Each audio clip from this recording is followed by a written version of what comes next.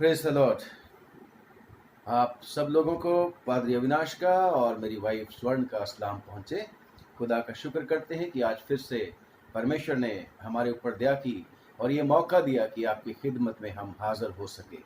और खुदा का शुक्र करते हैं कि परमेश्वर ने अपना वचन हम सब के लिए मुहैया कर रखा है, जिसको हम सुन सकते हैं, पढ़ सकते हैं और खुदावन से शक्ति मांगते हैं कि वो इस पे अमल करने की शक्ति भी हमें दे। इस सोशल मीडिया के लिए, इंटरनेट के लिए, टेलीफोन्स के लिए भी परमेश्वर का धन्यवाद करते हैं कि जिसके माध्यम से हम एक दूसरे से बातें करते हैं, एक दूसरे को परमेश्वर का वचन पहुंचाते हैं। इसलिए आइए शुक्र करते हुए प्रार्थना करें और आज की इबादत को शुरू करें।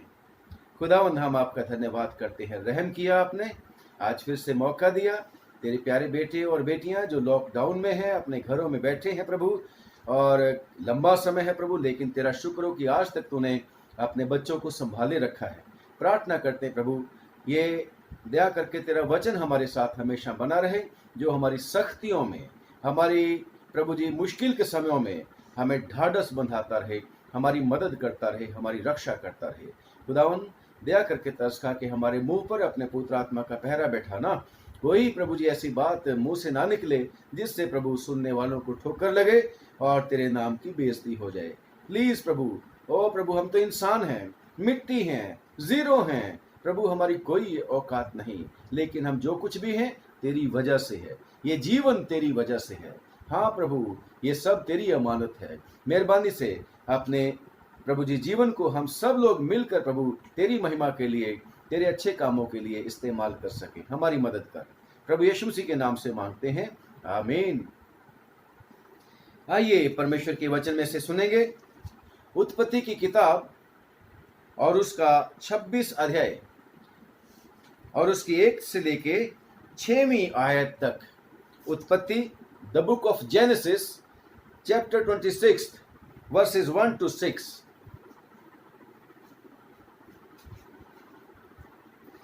सबको जय मसीह की। लिखा है, और उस देश में अकाल पड़ा, वो उस पहले अकाल से अलग था जो इब्राहिम के दिनों में पड़ा था। सो इसहाक गरार को फलिश्तियों के राजा अबीमेलेक के पास गया।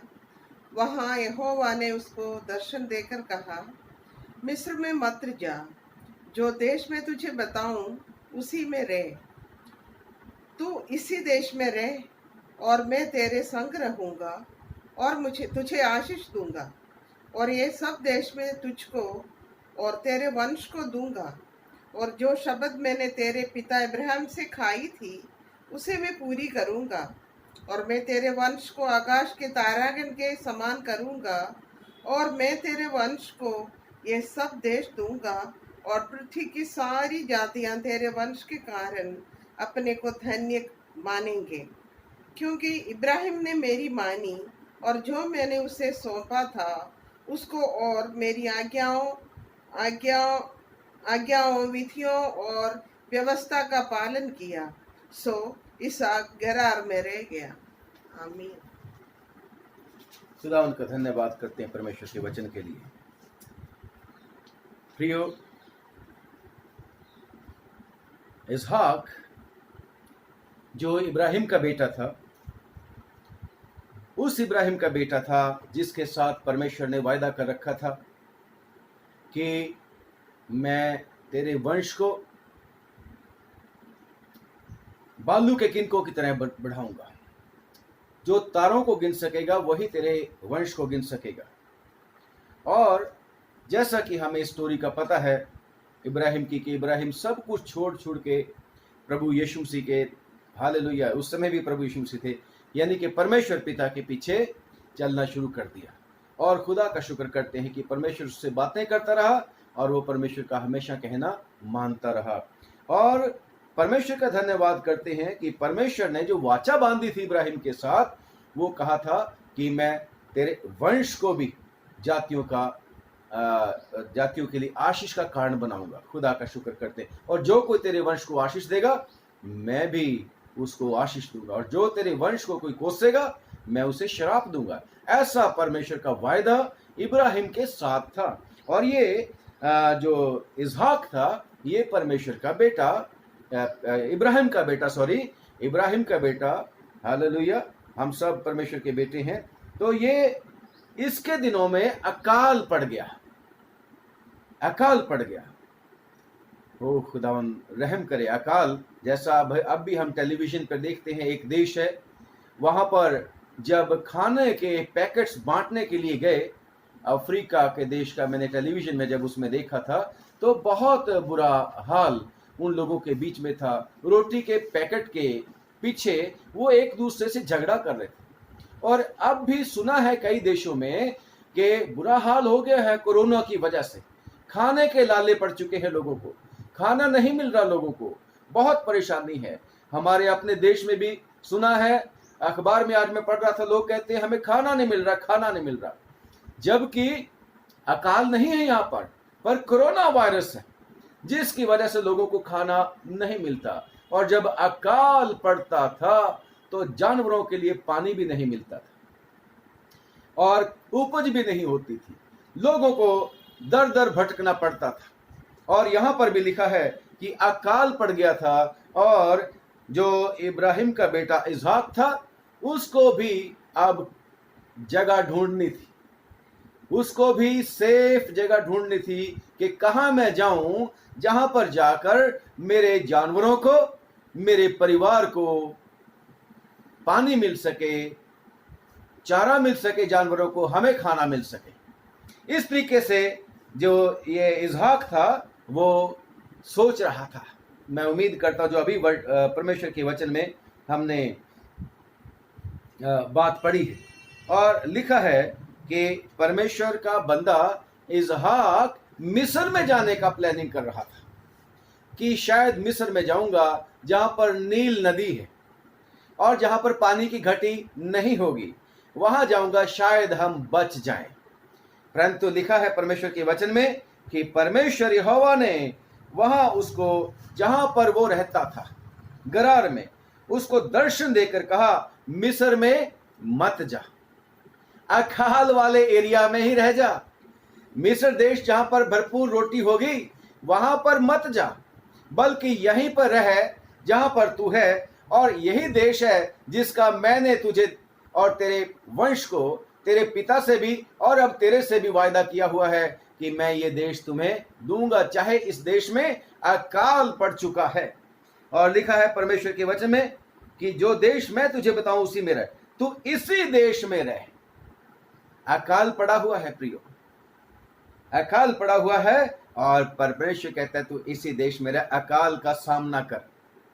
और क्या लिखा है परमेश्वर साथ में कि मैं तेरे संग रहूंगा, मैं तेरे संग रहूंगा और तुझे आशीष दूंगा और ये सब देश मैं तुझे और तेरे वंश को दूंगा और जो कसम, जो शपथ मैंने तेरे पिता इब्राहिम से खाई थी उसे मैं पूरी करूंगा। प्रियो, कई बार वाचा बांधी जाती है, जो कसम खाई जाती है, वो कसम कभी कभी किसी मनुष्य के मरने के साथ ही खत्म हो जाती है।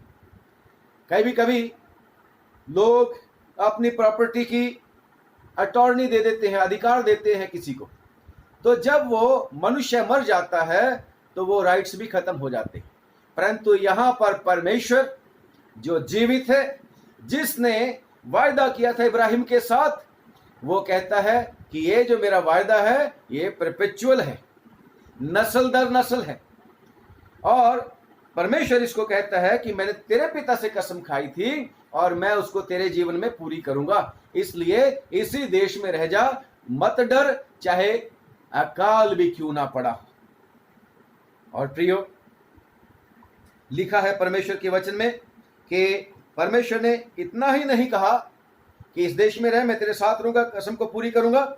लिखा है और मैं तेरे वंश को आकाश के तारागण के समान कर दूंगा, बहुत बढ़ा दूंगा तुम लोगों को। अकाल में तो, भूखमरी में तो लोग मर जाते हैं भूखों प्यासों, लेकिन यहां पर अकाल के बीच में भी परमेश्वर वायदा कर रहा है कि मैं तेरे वंश को बहुत बढ़ाऊंगा और तेरे को बहुत आशीष दूंगा। कैसा वाला परमेश्वर है हमारा, अद्भुत परमेश्वर है। हमारा ये परमेश्वर ऐसा परमेश्वर है जो इम्पॉसिबल को पॉसिबल करने वाला है। और जहां पर मनुष्य फेल हो जाते हैं वहां पर परमेश्वर अद्भुत काम करके एक प्रूव कर देता है, साबित कर देता है कि जो मनुष्यों से नहीं हो सकता वो परमेश्वर से हो सकता है। और लिखा है कि और पृथ्वी की सब जातियां तेरे वंश के कारण अपने को धन्य कहेंगी। यही वायदा परमेश्वर ने इब्राहिम से किया था, यही वायदा अब उसके बेटे से कर रहा है। प्रियो, परमेश्वर भला है और उसने वायदा कर रखा है। जो लोग परमेश्वर से डरते हैं, उसका भय मानते हैं, लिखा है परमेश्वर अपनी वाचा को, अपने वायदों को, आशीषों को 1000 पीढ़ियों तक पूरी करता है। पीढ़ी दर पीढ़ी परमेश्वर उनको आशीष पे आशीष देता रहता है। कैसा अद्भुत परमेश्वर हमारा है, क्योंकि हम एक ऐसे परमेश्वर के ऊपर विश्वास करते हैं जो हाथों का बनाया हुआ नहीं होता, परंतु ऐसा परमेश्वर है जिसने सब कुछ को बनाया, आपको और मुझको बनाया है। उसको ही परमेश्वर बोला जाता है। जो किसी चीज का बनाने वाला होता है वो उसका मालिक होता है, वो उसका क्रिएटर होता है। और खुदा का शुक्र करते हैं कि वो इम्पॉसिबल काम सृष्टि की हुई वस्तु के बीच में उसका सृष्टिकर्ता ही कर सकता है। खुदा का शुक्र करते हैं।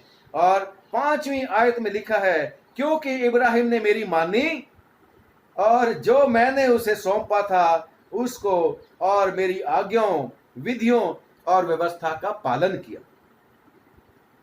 और इसहाक ने खुदा का हुक्म मान लिया, उसने उसके ऊपर विश्वास कर लिया कि जो परमेश्वर मेरे को दर्शन दे रहा है, जिसने अकाल के समय में भी मेरे को ढाढ़स बंधाया है, जिसने मुसीबत मुश्किल के समय में भी मेरा साथ देने का वायदा कर रखा है, मैं उसके ऊपर क्यों ना विश्वास करूं, मैं अपनी बुद्धि का सहारा क्यों लूं? क्योंकि परमेश्वर के वचन में आपको और मुझको भी परमेश्वर ने हुक्म दे रखा है कि तू अपनी बुद्धि का सहारा नहीं लेना, बल्कि संपूर्ण मन से परमेश्वर यहोवा पर भरोसा रखना, तब वो तेरे लिए सीधा मार्ग निकालेगा। यस, हमारा परमेश्वर विश्वास के योग्य है। और खुदा का शुक्र करते हैं कि खुदावन यीशु मसीह वही है जो हम मेरा और आपका हालेलुया परमेश्वर पिता से मिलाने वाला है। वो हमारा खुदावन है, वो खुद खुदावन है। और उसने भी कह रखा है, मैं तुम्हें कभी छोड़ूंगा नहीं, मैं जमाने के अंत तक सदा तुम्हारे साथ हूं। हमेशा हमारे साथ है वो, हमेशा कोरोना के समय में भी हमारे साथ है, लॉकडाउन में हमारे साथ है, मरते दम तक वो हमारे साथ रहेगा। और यही हमारा विश्वास होना चाहिए। और अगर ऐसा हमारा विश्वास होगा तो परमेश्वर हमें हमेशा संभाल के रखेगा, जैसे इसहाक को परमेश्वर ने संभाला। और खुदा का शुक्र करते परमेश्वर की उसको क्या प्रेरणा क्या थी? परमेश्वर अपना वायदा तो उसके बारे में पूरा कर रहा, उसको अश्योरेंस भी दे रहा है कि यस, मैं तेरे साथ रहूंगा, आशीषें भी दूंगा, तेरे वंश को भी बढ़ाऊंगा। और साथ ही साथ परमेश्वर उसको देता है, वायदा देता है, ये देश भी मैं तेरे को दे दूंगा और अकाल में भी मैं तेरी रक्षा करूंगा। खुदा का शुक्र करते हैं। और परंतु ये क्या परमेश्वर उदाहरण क्या दे रहा है? तेरे पिता की, इब्राहिम की उदाहरण परमेश्वर इसहाक को दे रहा है, उसका हौसला अफजाई करने के लिए, उसकी हिम्मत बढ़ाने के लिए। और क्या परमेश्वर कह रहा है? क्योंकि इब्राहिम ने यानी कि तेरे पिता ने मेरी बात मानी थी। और क्या था? जो मैंने उसे सौंपा था उसको और मेरी आज्ञाओं, विधियों और व्यवस्था का पालन किया था। हाँ जी, आप बाइबल पढ़ने वाले हैं, एक विचार आ रहा होगा आपके मन में भी कि व्यवस्था तो मूसा के समय में लिखी गई थी, आज्ञाएं कहां लिखी गई थी? यस, परमेश्वर का आत्मा इब्राहिम में था। परमेश्वर का आत्मा जो क्रिएशन के समय में भी था। उत्पत्ति की किताब उसका पहला बाप और पहली आयत कि आत्मा पानी के ऊपर मंडराता था, पवित्र आत्मा वहां प्रेजेंट था, यीशु मसीह भी वहां प्रेजेंट था। मलकीसिदक की तरह यीशु मसीह इब्राहिम को आशीष देने के लिए आया था। और उस परमेश्वर ने इब्राहिम को कुछ आज्ञाएं दी थी, वर्बल थी, लिखी हुई नहीं थी। परमेश्वर ने जब उसको कहा कि इब्राहिम अपने देश को और अपने जो भी तेरे रिश्तेदार हैं, दोस्त हैं, सबको छोड़कर मेरे पीछे आ जा और उस देश में जा, मैं तेरे को दिखाऊंगा। इब्राहिम ने उसी समय परमेश्वर की आज्ञा का पालन किया था, जो भी आज्ञा उसको दी गई थी। और साथ ही साथ क्या था, विधियां परमेश्वर ने उसको सिखाई थी। उसका अपनी विधि थी परमेश्वर की उपासना करने की, उसके अपने तरीके थे परमेश्वर को प्रसन्न करने के, उसकी आज्ञाओं को मानता था वो। यहां तक इब्राहिम अपने बेटे को कुर्बान करने के लिए, इसहाक को कुर्बान करने के लिए भी तैयार हो गया था। और खुदा का शुक्र करते हैं कि इब्राहिम ने परमेश्वर की हर बात को माना था, चाहे वो खतना की बात क्यों ना, हर बात को परमेश्वर ने माना था। और परमेश्वर भी कहता है इसहाक को, क्योंकि इब्राहिम ने मेरी मानी और जो कुछ मैंने उसको सौंपा था, जो कुछ मैंने उसको दिया था, उसको वो पकड़े रहा था, उसका उसने पालन किया था। और ये एग्जाम्पल, उदाहरण इब्राहिम की उसके बेटे इसहाक को देके परमेश्वर उसको उभार रहा है। मेरी और आपके लिए भी, मेरे और आपके पास भी बहुत से आदर्श हैं जो पवित्र धर्मशास्त्र बाइबल के बीच में। यीशु मसीह हमारा सबसे बड़ा आदर्श है, उसके चेले हमारा आदर्श है। पौलुस रसूल तो ओपनली कहता है कि मेरा अनुकरण करो। मैं प्रभु यीशु मसीह का अनुकरण करता हूं।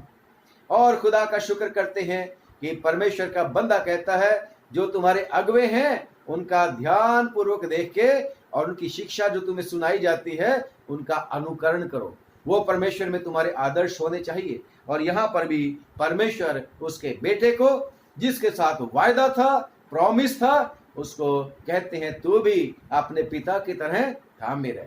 और खुदा का शुक्र करते हैं, आज्ञा मानना, हुक्म मानना कुर्बानी चढ़ाने से बेहतर है। और खुदा का शुक्र करते हैं कि इसहाक जो था उस मुसीबत के समय में भी अपने परमेश्वर से लिपटा रहा। परमेश्वर ने उसको मुसीबत में से मुसीबत को दूर करने के लिए बात नहीं करी। परमेश्वर ने यह नहीं कहा कि मैं बारिश बरसा दूंगा और अकाल नहीं रहेगा, अपने आप जल्दी जल्दी फसलें उग जाएंगी, तुम्हारे घरों में दाने अपने आप आ जाएंगे। यह नहीं कहा परमेश्वर ने। तुम्हारे ढोर डंगर जो है वह नहीं मरेंगे, परमेश्वर ने यह नहीं कहा। नहीं, मैं तेरे को संभालूंगा, इस अकाल में मैं तेरे को संभाल लूंगा। और प्रियो, आपको पता है पुराने समय में कोई बैंक्स नहीं हुआ करते थे, बैंक बैलेंस नहीं होता था। आजकल तो कार्ड का जमाना आ गया है, पैसे की भी जरूरत नहीं, कार्ड होना चाहिए तो पैसा अपने आप निकलते जाएगा, जरूरतें पूरी हो जाएगी। परंतु पहले धन क्या होता था, ढेरों ढेर जानवर हुआ करते थे। जिसके पास जितना ज्यादा जानवर है, जितनी ज्यादा जमीन है, वो बहुत धनी माना जाता था, अय्यूब की तरह, अय्यूब की तरह। और लिखा है कि इब्राहिम भी बहुत धनी हो गया था, उसके बहुत सारे नौकर चाकर हो गए थे, उसके बहुत सारे जानवर हो गए थे। और ऐसे ही ये इसके पास भी बहुत सारा धन उसको अपने पिता की ओर से मिला था। और उसके लिए परमेश्वर ने यह नहीं कहा कि मैं मुहैया करूंगा, जैसे इब्राहिम को परमेश्वर ने कहा था कि मैं यहोवा यारी हूं। परंतु ये कहता है अकाल तो ऐसा ही रहेगा, परंतु अकाल में मैं तेरे को संभाल लूंगा। और खुदा का शुक्र करते हैं कि हमारा परमेश्वर धर्मियों को मुसीबत में से निकालना जानता है। परमेश्वर के वचन में पढ़े, परमेश्वर के वचन में पढ़ेंगे, परमेश्वर के वचन में पढ़ेंगे पहला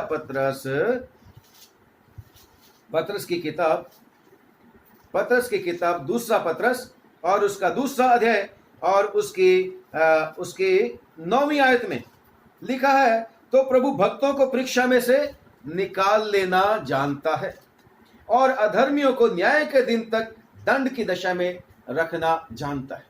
परमेश्वर भक्तों के लिए परीक्षा का अंत नहीं करता, बल्कि परीक्षा में से सक्सेसफुली, सफलतापूर्वक निकालना जानता है। और यहां पर इसको भी परीक्षा में रहेगा, परंतु मैं तेरे को निकाल लूंगा, सफल कर दूंगा। और लिखा है परमेश्वर के वचन में कि ये जो बातें थी, परमेश्वर क्या कहता था कि जो कुछ मैंने इब्राहिम को दिया था उसने उसको थाम के रखा था।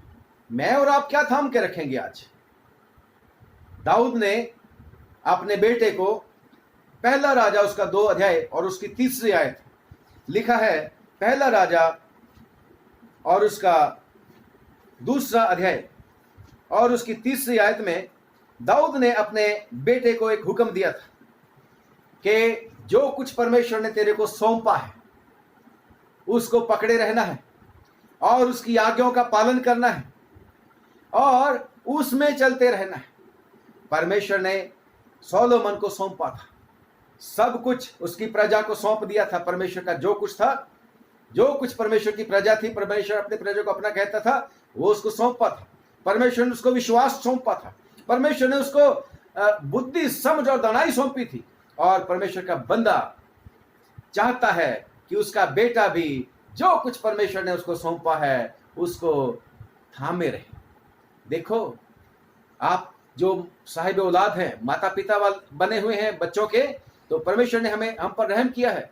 इब्राहिम ने परमेश्वर उसकी गवाही दे रहा है कि उसने अपने बेटे के लिए आदर्श बन गया।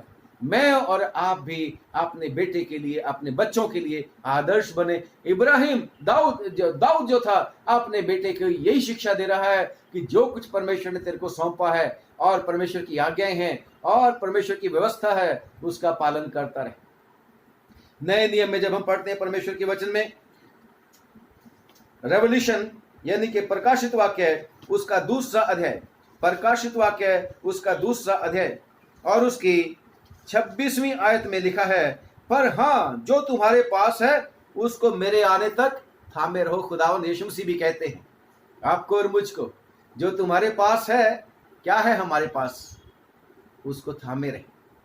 और इसके साथ ही रेवल्यूशन 3रा अध्याय और उसकी 11 आयत लिखा है कि मैं शीघ्र ही आने वाला हूं। यीशु मसीह कह के मैं जा रहा हूं पिता के पास, वापस आऊंगा तुम्हें लेने के लिए। और परंतु मेरे और आपको क्या बोलते हैं, मैं शीघ्र ही आने वाला हूं, जो कुछ तुम्हारे पास है, तेरे पास है, उसे थामे रह कि कोई तेरा मुकुट छीन ना ले।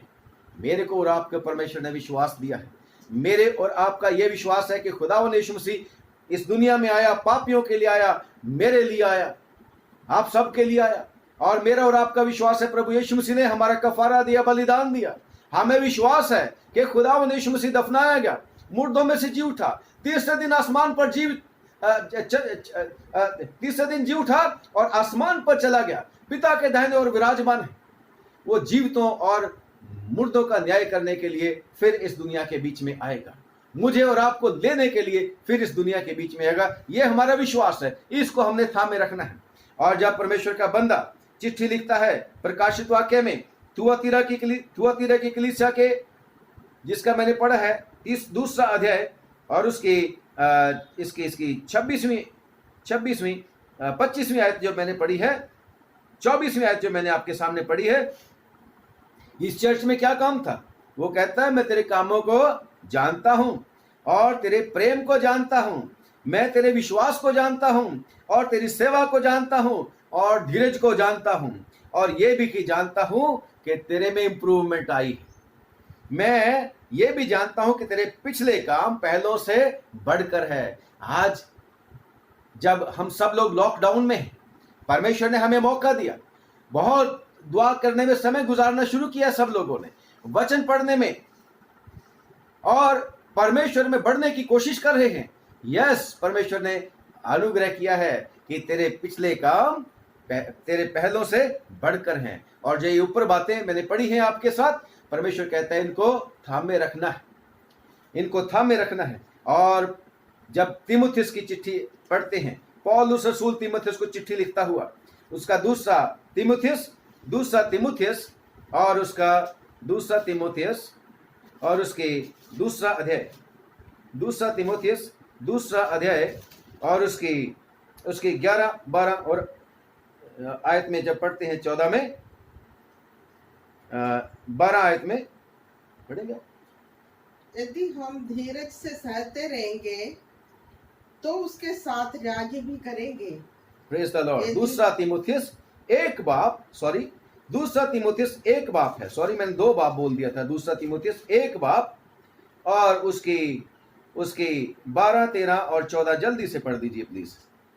इस कारण मैं इन दुखों को भी उठाता हूँ, पर लजाता नहीं, क्योंकि मैं उसे जिसकी मैंने प्रतीति की है जानता हूँ, और मुझे निश्चय है कि वो मेरी बातों की उस दिन तक रखवाली कर सकता है। पौलुस रसूल कहता है कि वो मेरी थाती की, जो कुछ उसने मुझे दिया है, डिपॉजिट, ट्रस्ट, विश्वास, जो कुछ मुझे दिया है, वो उसकी उस दिन तक, मसीह के दिन तक की रखवाली कर सकता है। वो कहता है, चाहे पौल तीमुथियुस को कहता है 14 आयत में, और पवित्र आत्मा के द्वारा जो हमें बसा हुआ है, इस अच्छी थाती की रखवाली कर, थाती की रखवाली कर, ट्रस्ट, डिपॉजिट की, जो भी हमें दिया गया है परमेश्वर ने, इसकी रखवाली कर। कैसे? पवित्र आत्मा के द्वारा। पौलुस कहता है मेरी भी मदद करेगा वो परमेश्वर, पिता, पुत्र, पवित्र आत्मा मेरी भी मदद करेगा, आखिर दिन तक मैं भी इसकी रखवाली कर सकूंगा। और खुदा का शुक्र करते हैं कि फिर से इसहाक को भी परमेश्वर ने कहा था, इब्राहिम ने रक्षा करी। इब्राहिम ने कैसे रक्षा करी? क्योंकि वो परमेश्वर के पीछे पीछे चलता था, परमेश्वर के ऊपर विश्वास करता था, जान देने तक भी वफादार रहता था। मैं और आप भी इसकी रक्षा करें। और लिखा है कि इसहाक वहां पर जब रह गया तो इसहाक की परीक्षा खत्म नहीं होगी थी प्यारो, इसहाक की परीक्षा खत्म नहीं होगी थी। उसको डर था। अब अकाल का डर नहीं, मनुष्य मात्र है, खुदा उनके ऊपर भरोसा करता है, परंतु फिर भी डर था कि वो मेरी पत्नी को मुझसे ले लेंगे, मेरा धन दौलत सब कुछ ये छीन ही लेंगे, चाहे परमेश्वर ने मेरे को कहा है कि मैं तेरे साथ रहूंगा। मैं और आप भी कितनी बार डरते हैं, परंतु खुदा का शुक्र करते हैं, परमेश्वर दयालु है, हमारे अविश्वास के लिए भी वो बढ़ाने के लिए वो तैयार रहता है, हमारी मदद करता रहता है, हमारी गलती कसूरों को माफ कर देता है। और परीक्षा अभी खत्म नहीं हुई थी। बेशक परमेश्वर ने इसहाक को नुकसान नहीं होने दिया, इसहाक को नुकसान नहीं होने दिया। जब आप पूरा चैप्टर पढ़ोगे, नुकसान नहीं होने दिया। और खुदा का शुक्र करते हैं कि इसहाक को खुदावन ने उसको क्या बोला कि उसको आशीष दी, कन्फर्म किया कि मैं तेरे साथ हूं। और 12वीं आयत लिखा है, उस अकाल को भी परमेश्वर ने उसके लिए आशीष का कारण बना दिया था। अकाल को भी परमेश्वर ने उसके लिए आशीष का कारण बना दिया था। कैसे? लिखा है 12वीं आयत में, और इसहाक ने उस देश में जहां पर अकाल था, जहां पर अकाल था, जहां पर उसको बहुत डर भी लगता था, परंतु परमेश्वर उसके साथ रहता था, घबरा भी जाता था, अविश्वासी भी बन जाता था, लेकिन कोशिश करने में सुस्ती नहीं करता था। ऐसा मेरे और आपके लिए भी परमेश्वर का हुक्म है, कोशिश करने में सुस्ती नहीं करनी। 12वीं आयत में लिखा है, फिर इसहाक ने उस देश में जोता बोया और उसी वर्ष में 100 गुना फल पाया, और यहोवा ने उसको आशीष दी। Praise the Lord. अकाल के समय में परमेश्वर ने उसको अकाल में से निकल जाने के लिए नहीं बोला, अच्छी जगह पे जा, न करे नहीं, अकाल में रह, अकाल में रह, परंतु मैं तेरे साथ रहूंगा। और इसी विश्वास को जबूर नवीस 23 जबूर में भी कहता है, चाहे मैं मौत के साए की वादी में से भी होकर गुजरूं तो भी न डरूंगा, क्योंकि तू मेरे साथ रहता है। और यहां पर परमेश्वर उसके साथ था। अकाल में परमेश्वर ने उसको 100 गुना आशीष दे दी। Praise the Lord. लोगों के खेत सूखे पड़े होंगे, लोगों ने सोचा होगा कि भाई अकाल पड़ा हुआ खेत में क्या करना जाके, जब उगेगा कुछ नहीं। परंतु आपका और मेरा परमेश्वर ऐसा परमेश्वर है जो लिखा है परमेश्वर के वचन में, साम 107, साम 107, 107, जबूर 107 और उसकी 33, 34 और 35 आयत में लिखा है, वो नदियों को जंगल बना डालता है। मिस्र में चला था, मिस्र में जा रहा था, परंतु वहां पर परमेश्वर अगर चाहे तो सब कुछ हो सकता है, कुछ भी कर सकता है परमेश्वर। वो नदियों को जंगल बना डालता है और जल के स्रोतों को सूखी भूमि कर देता है। वो फलवंत भूमि को नोनी, बंजर करता है, और वहां के रहने वालों की दुष्टता के कारण यह होता है। सूखा आ गया था, अकाल पड़ गया था, वहां के लोगों के, बाशिंदों के दुष्टता के कारण हो सकता है। मैं इसको उसके साथ टैली करने की कोशिश कर रहा हूं, बाकी परमेश्वर को पता है। परंतु यहां इस बाइबल के बीच में लिखा हुआ है कि वो फलवंत भूमि को नोनी करता है, ये वहां के रहने वालों की दुष्टता के कारण होता है।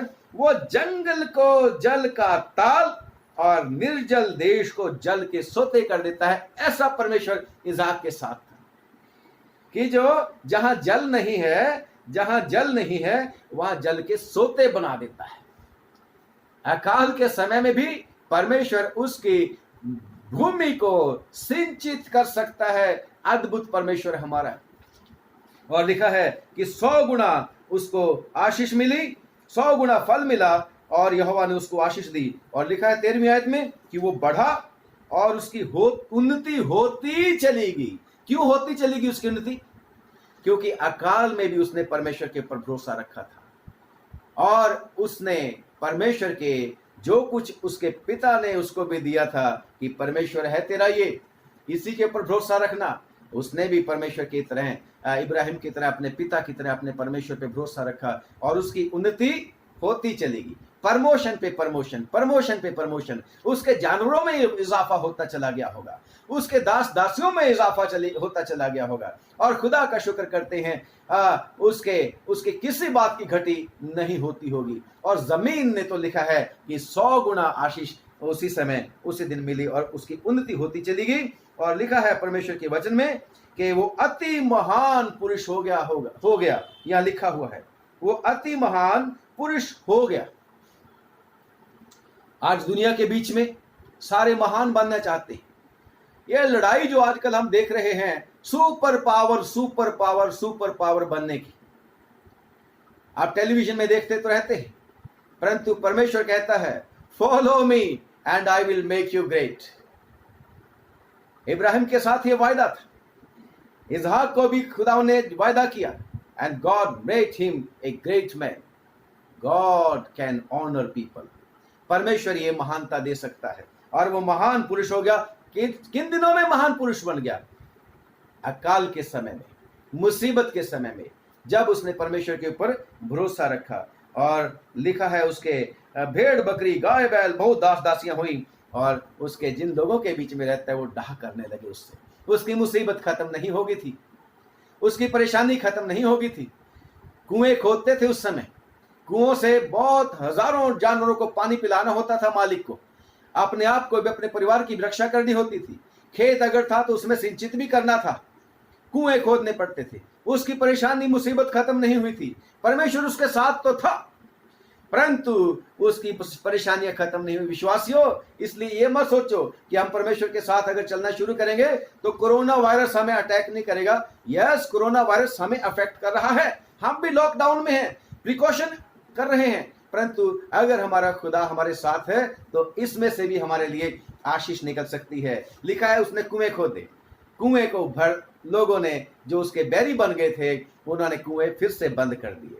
दूसरी जगह उसने कुआं खोदा, उसको भी बंद कर दिया। कितने बड़े बड़े प्रोजेक्ट उसने शुरू किए होंगे, घाटा उसको कितना हुआ होगा, लेबर उसकी मैन पावर कितनी वेस्ट हो गई होगी, परंतु लिखा है कि उसने कोशिश करने में सुस्ती नहीं करी, वहां से मूव होता गया, दूसरी जगह चला गया। उस देश को नहीं छोड़ा उसने, उस अकाल के समय में उस देश में बना रहा जैसे परमेश्वर ने हुक्म दिया था। और आखिरकार लिखा है उसको जल के सोते वाला कुआं मिल गया था।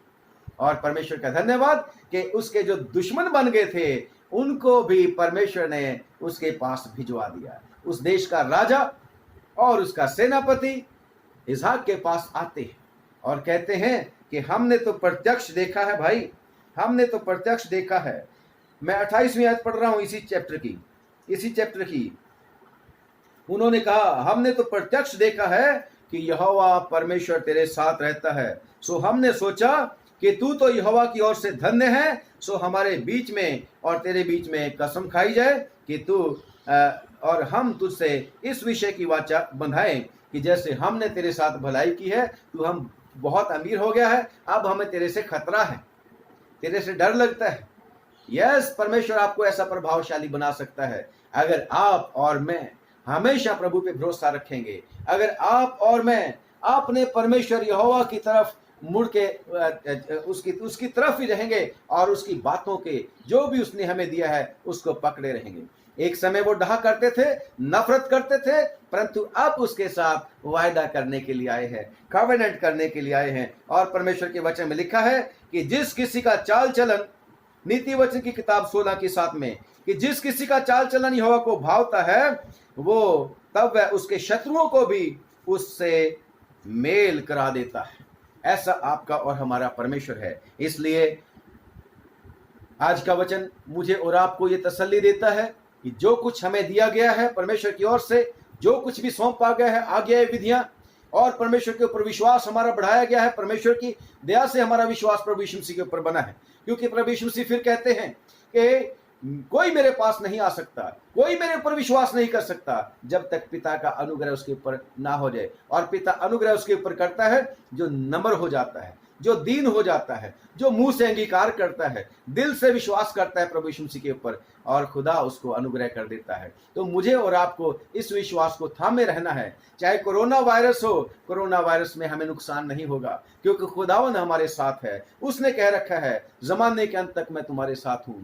यशायाह की किताब में भी कहता है मदद के लिए इधर उधर मत देख। जैसे इसहाक को उसने कहा था मिस्र में जाने की बात छोड़ दे, इधर ही रह। और परमेश्वर मेरे को और आपको भी कहता है मदद के लिए इधर उधर मत ताक, मत देख, मैं तेरे को अपने धर्म में दाहिने हाथ से पकड़ के लिए चलूंगा। हमारा खुदा हमारे साथ रहेगा, वो हमारे बुढ़ापे तक यानी कि मरते दम तक वही हमें संभालेगा। वो हमारी मदद है। और बल्कि इस जीवन के बाद भी जो जीवन है प्रभु यीशु मसीह ने कह रखा है अनंत जीवन, उस जीवन में भी हमें संभाल के रखेगा। खुदावंद आप सब लोगों को आशीष दे, बरकत दे। और याद रखना कि परमेश्वर हमें मुसीबतों में से निकालना जानता है। परमेश्वर हमें मुसीबतों में से निकालना जानता है। खुदावंद आप लोगों को आशीष दे, बरकत दे। आइए दुआ मांगेंगे। सर्वशक्तिमान पिता, हम आपका धन्यवाद करते हैं कि आपने बड़ी मेहरबानी की। आज का वचन हमें प्रभु जी जो तूने दिया हमारी तसल्ली के लिए, कि तेरे लोग घबराए नहीं, तेरे लोग परेशान ना हो, बल्कि सिर्फ और सिर्फ तुझ में बने रहें। सिर्फ और सिर्फ प्रभु जी जो कुछ तूने हमें दिया है विश्वास के साथ उसको थामे रहें, यानी तेरे वचन में बढ़ते चले जाएं, तेरी आज्ञाओं का पालन हम करते रहें। और खुदावन हम सुनने वाले ना बने, बल्कि वचन को पूरा करने वाले, प्रैक्टिकली उसको काम में लाने वाले बने। प्लीज हम सब की मदद करना और दया करके अपने लोगों को खुदावंद इस लॉकडाउन के समय में भी बहुत ही बहुत आशीषित कर, जैसे तूने इसहाक को आशीषित किया था। खुदावन हम दुआ मांगते हैं, बचा के रखना। और जो कुछ भी तेरे लोगों का है प्रभु, चल अचल संपत्ति इनके परिवार के लोग, बहन भाई, रिश्तेदार, दोस्त, अजीज, उनके साथ काम करने वाले सब तेरी हजूरी में आशीष पाएं। बल्कि हम सब लोग मिलकर इब्राहिम के वंश को आशीष देते हैं कि तूने कह रखा है कि जो कोई इसके तेरे वंश को आशीष देगा मैं भी उन्हें आशीष दूंगा। खुदावंद दया करके तरस खा के अब हम प्रार्थना करते हैं जैसे हमें बचा के रखा ऐसे तमाम लोगों को बचा, क्योंकि तो सबका परमेश्वर तूने जगत को प्यार किया। सब लोगों की मदद करके तेरे ऊपर विश्वास लाएं।